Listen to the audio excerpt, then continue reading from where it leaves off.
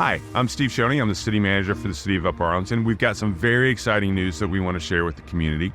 We are going to be putting solar panels on the roof of the community center. We're doing so well with our construction budget that we went back and we looked at it and we said, what investments can we make today that will help us with the operations of the community center and help us operate the community center really efficiently?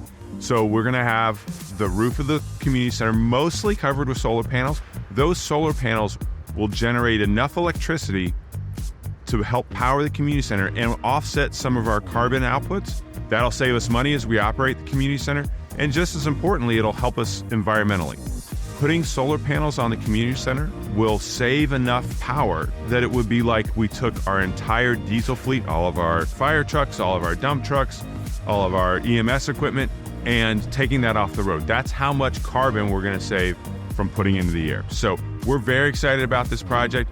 As you see them going up on the roof, please take a little bit of pride in the fact that Upper Arlington's being smart financially and doing what we need to do to help the environment.